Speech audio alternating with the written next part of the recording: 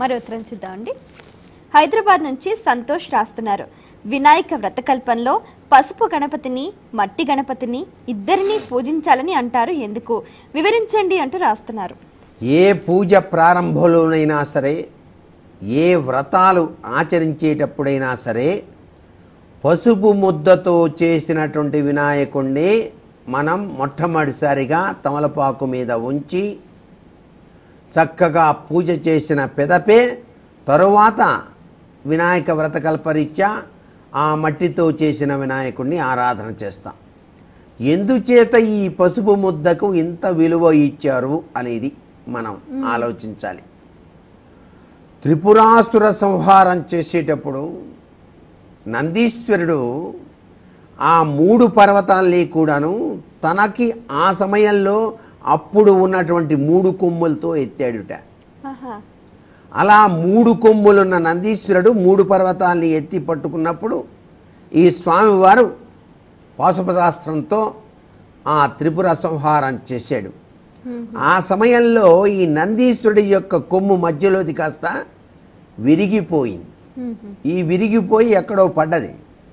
వెంటనే ఈయన బాధపడ్డాడు. అయ్యో స్వామి, నా కొమ్ము కాస్త పోయింది, అది త్రినేత్రంగా భావించుకున్నాను, మీరు త్రినేత్ర స్వరూపుడు, మిమ్మల్ని ఆరాధన చేస్తూ ఉంటాను కాబట్టి నాకు కూడా 3 కొమ్ములు ఉన్నాయి కదా అని ఇన్నాళ్ళు ఆనందపడ్డాను, ఆ కొమ్ము కాస్త పోయింది, నేనేం చేయాలి అని దిగులు పడుతుంటే, నాయన దిగులు పడద్దు, విఘ్నేశ్వర ఎక్కడ పడ్డదో తీసుకురా అన్నాడు స్వామివారు శివయ్య.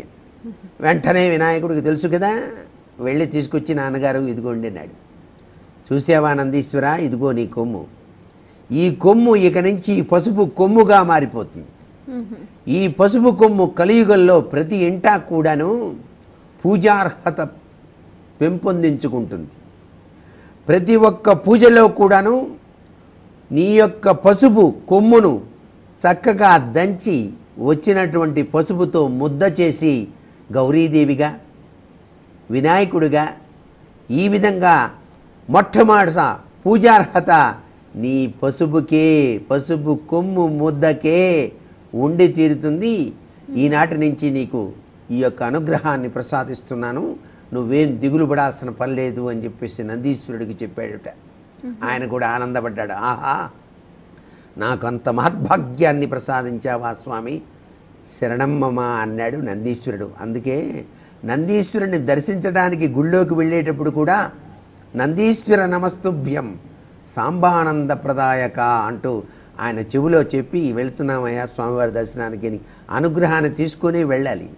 ఇక్కడ పూజలో కూడా ఆ యొక్క పసుపు కొమ్ము, ఆ పసుపు నుంచి వచ్చినటువంటి ముద్దతో స్వామిని ఆరాధన చేసిన పెదపే మనం మిగతా పూజలోకి వెళ్ళేటువంటి సనాతన సంప్రదాయంతో కూడినటువంటి చక్కటి యోగవంతమైన ప్రభావం ఇక్కడ కనిపిస్తోంది. కాబట్టే పసుపు వినాయకునికి అంత విశిష్ట లక్షణాన్ని ఇవ్వటం